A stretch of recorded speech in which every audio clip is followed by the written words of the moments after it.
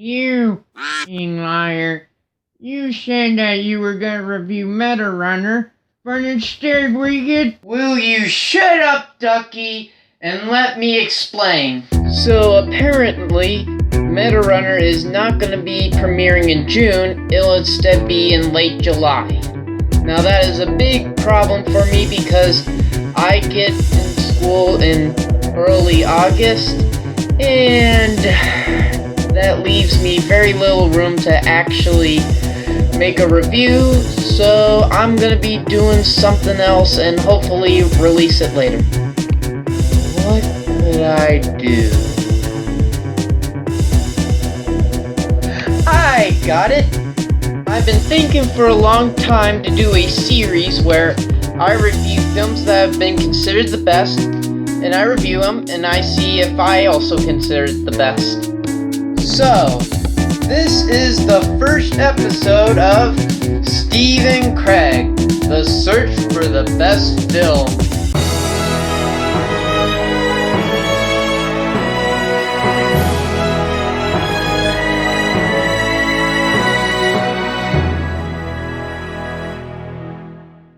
For this series, a film either has to manage to get on IMDb's top 250 list, any suggestions I get from the comments section, or it has to be in the top 500 best movies of all time. So for my first episode, I'm gonna review the first film I see in this magazine. Now, what is the first film that pops up here?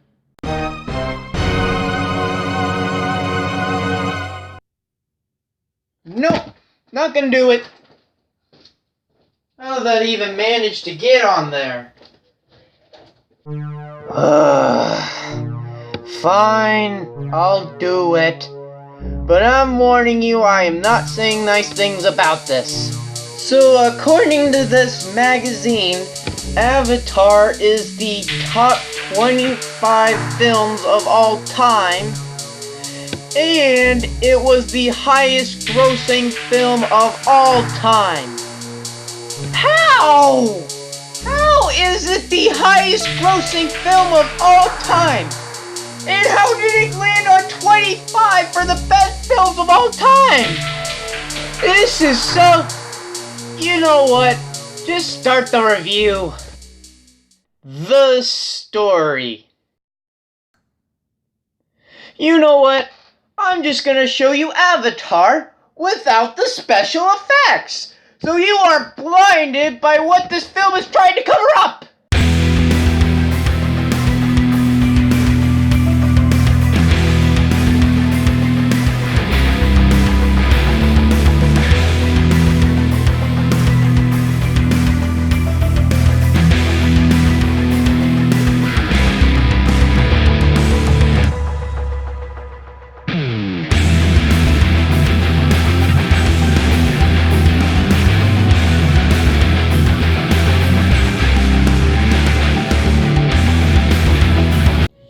So, Teddy, I am going to use you for a special experiment.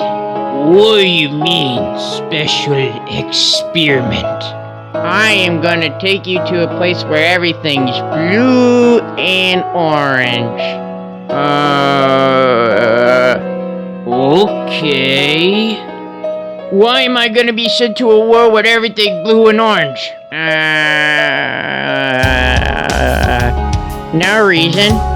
Well, it's at least better than being a stalker. Then follow me. This is the chamber that you're gonna use in order to get there. Ugh. All that is a box. I know it's a box. I can barely afford to get you there anyways. Okay, I'll get into it. Jeez. So, Teddy, are you ready? I don't think this chamber is set properly. Good.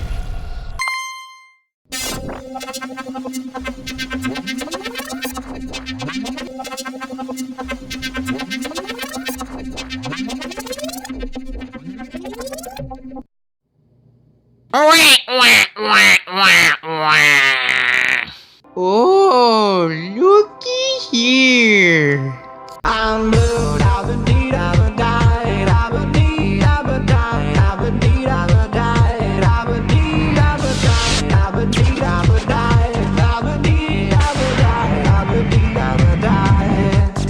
And my voice has changed for some reason. Why, hello, newcomer. There's life in this world. Don't worry, I won't hurt you.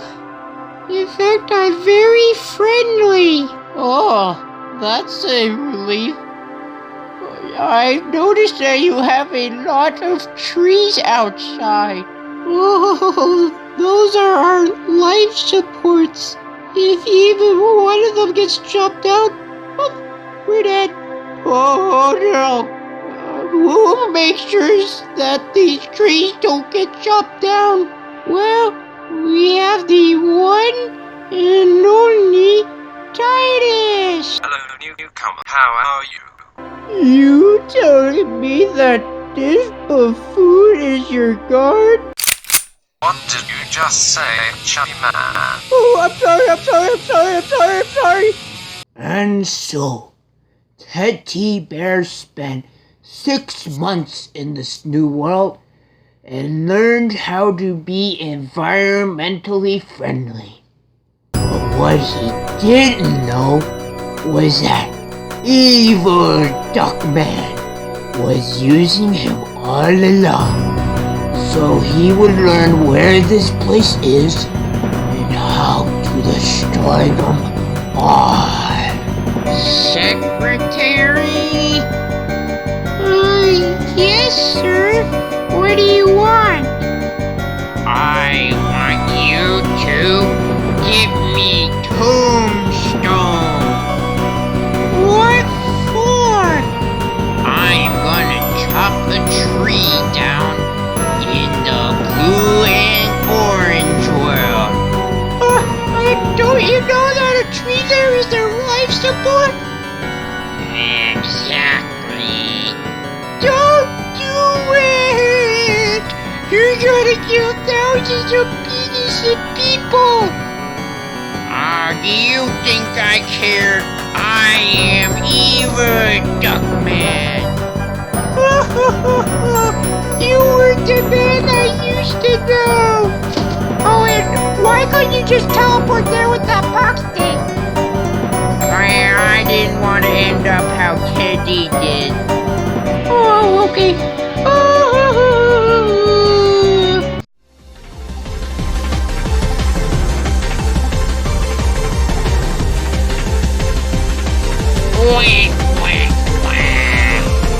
I am going to destroy this world once and for all now.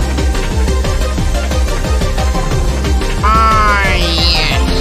This will be the perfect one.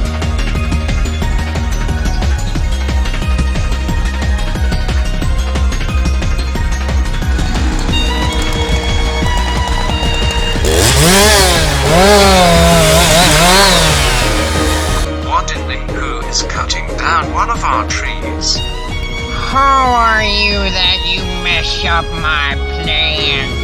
Oh, it's Doug the chubby man was talking about. If you do not cut down on our tree, I will kill you. Oh, yeah? Try me, I dare you. Make it out. Oh, ow, ow, hey, you! Ow, ow, ow, ow, ow, ow! Ow, ow, ow, ow, ow, ow, ow, ow, ow! Well, looks like I have no other choice. What was that? No.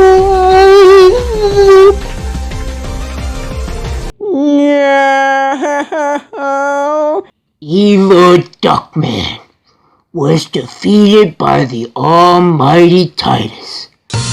Unfortunately, Titus died trying to save the tree. People these days.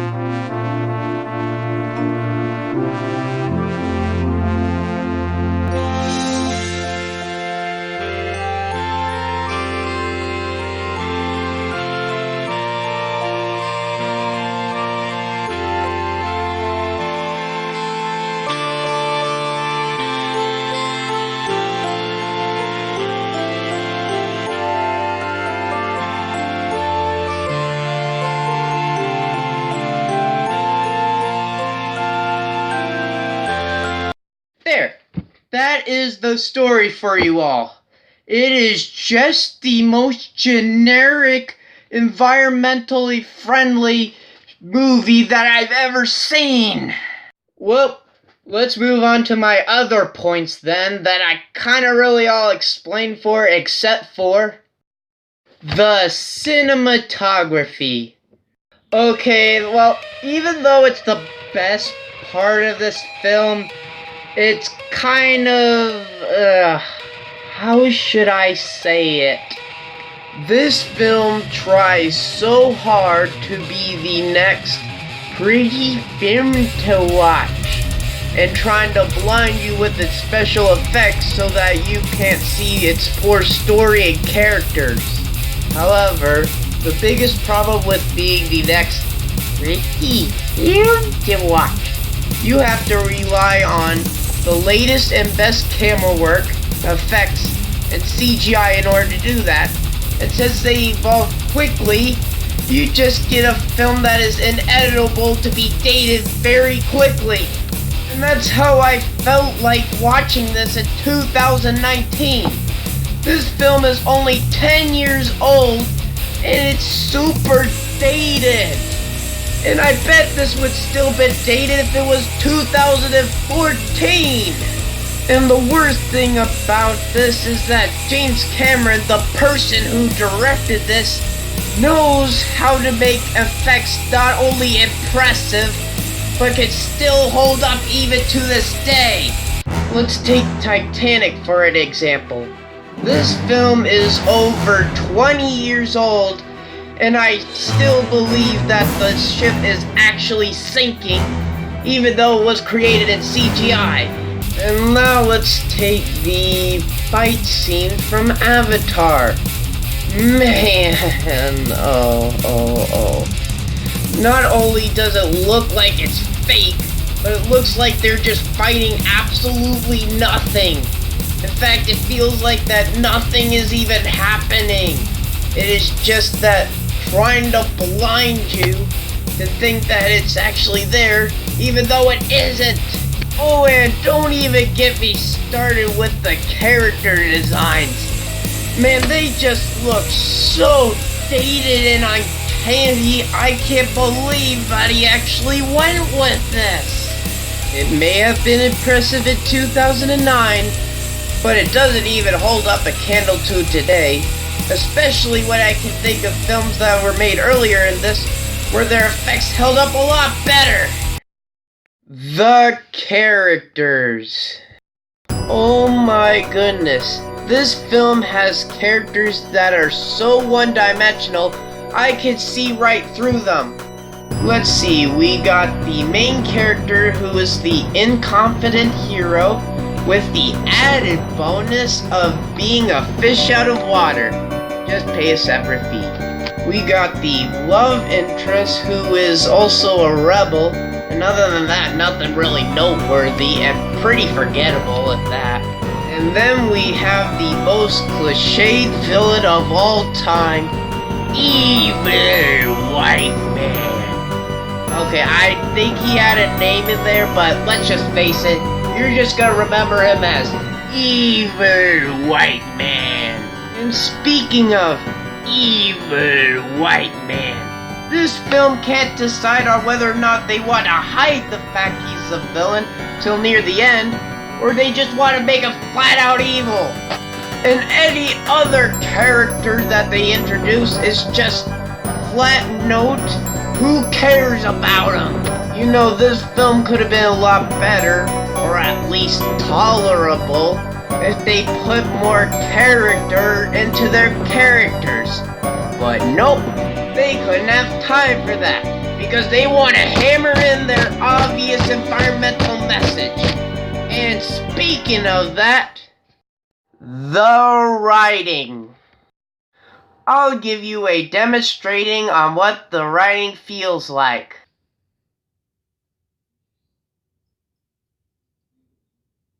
Don't cut down trees!